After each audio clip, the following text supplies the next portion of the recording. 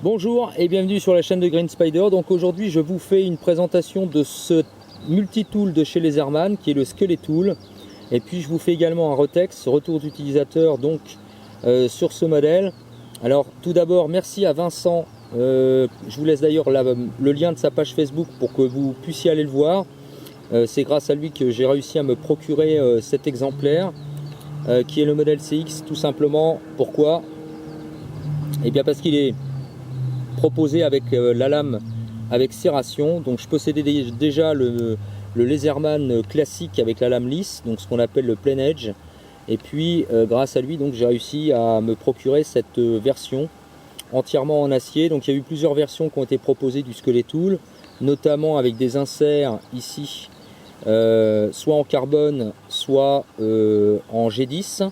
Là on est sur la version entièrement en acier. Il y a également une version blanche qui est sortie en série très limitée, qu'on ne trouve pas en France d'ailleurs, et qui s'était singularisée dans le film Oblivion avec Tom Cruise. On l'avait vu de façon assez brièvement, mais voilà, c'est donc le Skeletool. Alors, on est sur quelque chose de très compact, fourni sans étui, avec un clip qui n'est pas interchangeable, qui n'est pas réversible. Voilà pour le clip. Donc une architecture très particulière. Ici le principe de mousqueton qui a la fonction bien sûr de pouvoir s'accrocher sur les sacs, des rings, choses comme ça, également passant de ceinture et tout ce qui s'ensuit. Et comme le mentionne donc le petit logo sur le dos, il permet bien sûr de faire des capsuleurs, mais c'est relativement accessoire.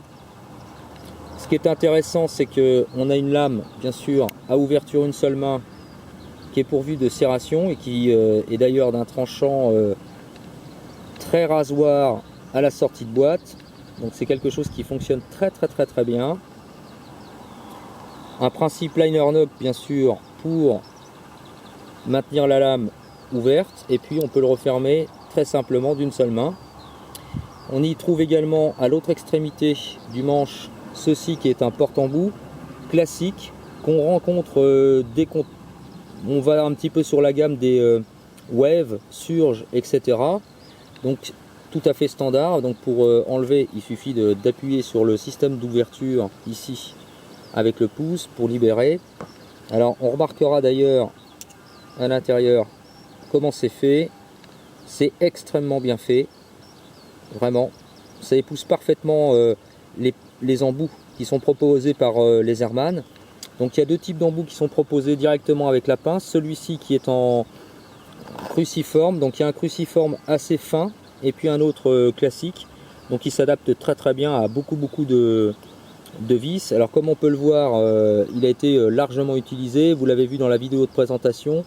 Le but, puisque je vous ferai le retour d'expérience juste après, c'était de savoir si on peut utiliser un multi-tool de ce type. Est-ce qu'il peut se suffire à lui-même, par exemple pour les montages de meubles et des choses comme ça. Donc on reviendra. Donc voilà, on place ça comme ça. Et puis sur l'autre branche, on a dissimulé à l'intérieur un autre embout qui est lui plat. Donc de façon un embout plat assez important et puis plus fin à l'autre extrémité. Voilà, rien de plus, rien de moins. Donc pour les remettre, il suffit de le mettre en dégagement comme ceci et de pousser avec le pouce, et voilà, c'est remis à l'intérieur. Alors, aspect minimaliste des choses, puisque en fait on a juste une pince qui n'est pas forcément de très grande dimension, donc le bec n'est pas très effilé à l'extrémité, donc on pourrait penser qu'on ne peut pas saisir des choses très fines, mais faut pas s'y tromper, parce qu'il suffit d'être assez précis, et voilà, on arrive à prendre sans problème des choses assez fines, vraiment. Voilà, la peau, on peut l'accrocher très bien. Donc du coup, voilà ce que ça représente au niveau de la pince. Coupe-fil bien entendu, avec un principe de dénus de fil, comme on peut le voir ici, à l'extrémité. Donc ça fonctionne très bien, il n'y a pas de souci. Alors il n'y a pas d'assistance à l'ouverture de la pince, c'est-à-dire que la pince fonctionne totalement librement. Donc il n'y a pas de ressort, pas de choses comme ça, comme on peut le voir sur d'autres pinces proposées chez les Airman.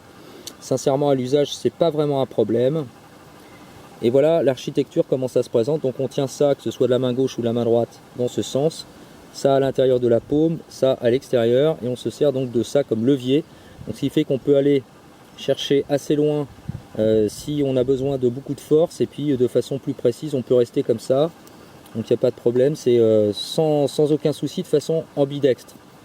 Alors ce que je trouve intéressant, bien entendu, c'est l'utilisation, comme vous avez pu le voir sur la vidéo de présentation, au niveau du tournevis, comme ceci, ou à 45 degrés, comme cela, pour pouvoir avoir plus de force, éventuellement se servir des deux mains comme levier pour pouvoir visser, dévisser. Il n'y a aucun souci, ça fonctionne parfaitement. Et là c'est très agréable, il suffit par exemple de mettre l'index calé sur le bout pour avoir plus de puissance, et puis aussi on va dire de précision pour tourner, et ça fonctionne très très bien.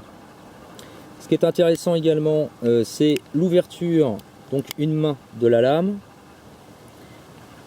qui est en liner lock et qui fonctionne parfaitement, et ce principe de dégagement ici, où l'on peut poser l'index. Donc on a une grande sécurité finalement au niveau de la lame, il n'y a pas de souci, pas de risque de façon à dégager le lock de façon intempestive.